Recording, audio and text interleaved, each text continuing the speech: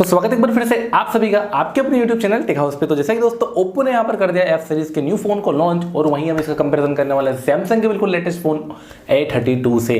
जी दोस्तों, एक तरफ के प्राइस है Oppo का F19 Pro, दूसरी तरफ Samsung है, तो काफी ज्यादा यहाँ पर टफ कॉम्पिटिशन आपको देखने को मिल जाएगा, क्योंकि यहाँ पर Samsung एक प्राइस पॉइंट पर अच्छा मिड सेगमेंट प्राइस पॉइंट पर काफी अच्छा काम कर रहा है अपने फोन के अंदर। वही जानने के लिए यहाँ पर इन दोनों फोन का कंपेरिजन किया जा रहा है, क्योंकि एक तरफ बिल्कुल लेटेस्ट है, एक दूसरी तरफ भी लेटेस्ट फोन है, लेकिन प्राइस पॉइंट प्लस अंदर के स्पेसिफिकेशन काफी ज्यादा डिफरेंस है। बिल्कुल वीडियो पर लास्ट तक रहेगा, वीडियो को लाइक करके चैनल को सब्सक्राइब कर देना, ताकि आने वाले सारे वीडियो को नोटिफिकेशन आप तक सबसे पहले करते। दोनों ही फोन के यहाँ पर डिजाइन को लेकर, तो डिजाइन के मामले में ओप्पो ने भी काफी अच्छा काम किया। क्वाड कैमरा का सेटअप दिया आपको, पीछे ब्लैक फिनिश यहाँ पर स्मूथ से कलर देखने को मिल जाते हैं। कैमरा बम्प है वो थोड़ा सा उठा हुआ, और कैमरा क्वाड कैमरा सेटअप जो है वो काफी बड़ा सा दिया है। तो बैक प्रोटेक्शन के लिए आपको बैक केस लगा के रखना मैंडेटरी है, जरूरी सा है। वहीं अगर मैं बात करूँ सैमसंग के फोन की, तो सैमसंग ने काफी इंटरेस्टिंग डिजाइन अपने फोन में यहाँ पर इस बार लाया है। एक चीज को हटाकर डिफरेंट यहाँ पर पैटर्न अलग अलग आपको सारे कैमरे के पॉइंट जो है वो अलग अलग देखने को मिलेंगे। और क्वाड कैमरे का setup plus light weight plus slim, काफी अच्छा डिजाइन पर काम यहाँ पर भी आपको देखने को मिल जाएगा। और जैसा कि दोस्तों जिस तरह से बाहर की खूबसूरती को निखारा गया है फोन्स के अंदर, उसी तरह अंदर भी यहाँ पर काफी अच्छा वर्क किया है दोनों ही फोन्स के डिस्प्ले वगैरह को लेकर। तो बात करें first of all display quality को लेकर, तो ओप्पो के F19 Pro में आपको देखने को मिलता है 6.43 इंचेस का super AMOLED resolution display, 90 hertz के स्मूथ रिफ्रेश रेट के साथ। पंच होल आपको लेफ्ट कॉर्नर पे देखने को मिल जाता है, बेजल्स काफी कम है, ओवरऑल डिस्प्ले जो है काफी मक्खन यहाँ पर आपको नजर आने वाला है। वहीं मैं बात करूँ अगर सैमसंग के फोन की, तो सैमसंग के अंदर यहाँ पर आपको काफी बढ़िया डिस्प्ले इन्फिनिटी यू कट के साथ देखने को मिल जाता है, और इसमें भी यहाँ पर बेजल्स हैं काफी कम देखने को मिलेंगे। पंच होल नहीं है, लेकिन डिस्प्ले क्वालिटी के साथ कोई कॉम्प्रोमाइज नहीं है। सुपर एमोलेड रेजोल्यूशन 6 पॉइंट यहाँ पर आपको देखने को मिलती है डिस्प्ले 4 इंचेस की।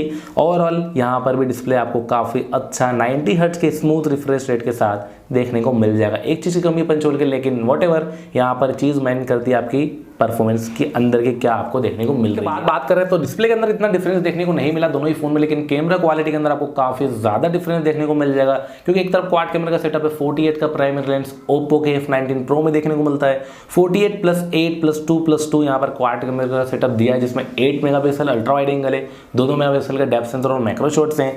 वहीं मैं बात करूँ अगर सैमसंग A32 की, तो यहाँ पर जो है एक 25,000 के अंदर की रेंज के अंदर भी काफी अच्छा काम फोन के अंदर किया गया है। 64 का प्राइमरी लेंस है, 8 मेगापिक्सल का यहाँ पर अल्ट्रा वाइड एंगल है, 5 मेगापिक्सल का डेप्थ सेंसर और मैक्रो शॉट है। दोनों ही फोन की अगर हम सेल्फी कैमरा की बात करें, तो सेल्फी के मामले में भी सैमसंग आगे है, 20 मेगापिक्सल का सेल्फी कैमरा फ्रंट में, और ओप्पो के F19 Pro के अंदर 16 मेगापिक्सल का सेल्फी कैमरा फ्रंट साइड पर देखने को मिल जाता है। और उसी के साथ अगर सिक्योरिटी ऑप्शंस अगर फोन में देखे जाएं, तो यहाँ पर क्वालिटी जो है सुपर एमोलेड है, तो ऑब्वियस यहाँ पर आपको इन डिस्प्ले फिंगरप्रिंट सेंसिंग की क्वालिटी दोनों ही फोन में देखने को मिल जाती है, और फ्रंट पे आपको फेस अनलॉक भी यहाँ पर ऑप्शन देखने को मिल जाएगा। Privacy is the best, because यहाँ पर दोनों ही फोन जो है इन डिस्प्ले फिंगरप्रिंट आपको सेंसर क्वालिटी यहाँ पर दे रहे हैं। स्मूथ रिफ्रेश रेट वगैरह काफी अच्छा सा है, तो आप चाहते हैं अच्छा सा एंड्रॉइड वर्जन प्लस प्रोसेसर जो है फोन में आपको देखने को मिल जाए। तो वहीं अगर हम बात करें दोनों ही फोन्स के यहाँ पर परफॉर्मेंस को लेकर, तो एक तरफ एंड्रॉइड 11 पर बेस्ड आपको ओप्पो F19 Pro देखने को मिलता है, जिसमें मीडियाटेक हीलियो P95 यूज किया है, पुराना वर्जन है, लेकिन यहाँ पर इस प्राइस पॉइंट पे ये जो चीज़ है देखने को समझी जाएगी। वहीं अगर बात करें सैमसंग के अगर फोन की, तो सैमसंग के अंदर आपको यहाँ पर बिल्कुल लेटेस्ट एंड्रॉइड 11 देखने को मिल जाएगा A32 में, और उसी के साथ यहाँ पर आपको जो है प्रोसेसर की क्वालिटी देखने को मिलती है मीडियाटेक हीलियो G80। जी हाँ दोस्तों, दोनों ही फोन में मीडियाटेक यूज किया है। सैमसंग ने फर्स्ट टाइम अपने फोन में यहाँ पर मीडियाटेक लॉक कर दिया है। क्या चीज़ थी, क्या चेंजेस थे, वो आपको यहाँ पर गेमिंग परफॉर्मेंस में देखने को मिल जाएंगे। अगर बात करें दोनों ही फोन यहाँ पर बड़े हैं, स्लिम है, डिजाइन काफी अच्छा सा है, तो बैटरी बैकअप ऑब्वियस यहाँ पर कम हम मानते, लेकिन सैमसंग ने यहाँ पर भी चूक नहीं छोड़ी है। आपको एक बड़ा सा बैटरी बैकअप 5000 mAh का बैटरी आपको सैमसंग के A32 में देखने को मिलेगा। चार्जिंग कैपेसिटी जो है फास्ट चार्जिंग सपोर्ट वाली थोड़ी कम है, 15 वाट का फास्ट चार्जर आपको देखने को मिल जाएगा। वहीं अगर मैं बात करूँ अगर ओप्पो के F19 Pro की, तो यहाँ पर चीज़ भाई काफ़ी ज़्यादा चेंजेस है।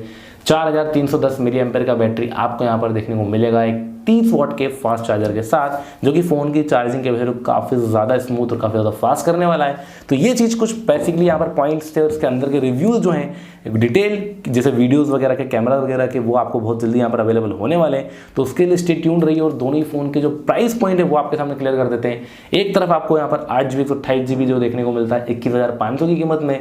वहीं अगर मैं बात करूँ A32 की, तो यहाँ पर ये फ़ोन आपको मिलता है 6 GB 28 GB 21,999 की कीमत में। 500 ज़्यादा है, लेकिन यहाँ पर जो परफॉर्मेंस वगैरह है कैमरास वगैरह का, वो आपको अच्छा देखने को मिलेगा एज कम्पेयर ओप्पो के F19 Pro से। चीज़ें काफ़ी ज़्यादा यहाँ पर अलग अलग सी प्राइस पॉइंट काफी सिमिलर सा है। तो कमेंट सेक्शन में आपकी क्या राय है दोनों फोन को लेकर मेंशन जरूर करिएगा। वीडियो को लाइक करके चैनल को सब्सक्राइब कर देना ताकि आने वाली वीडियो का नोटिफिकेशन आप तक सबसे पहले पहुंचे।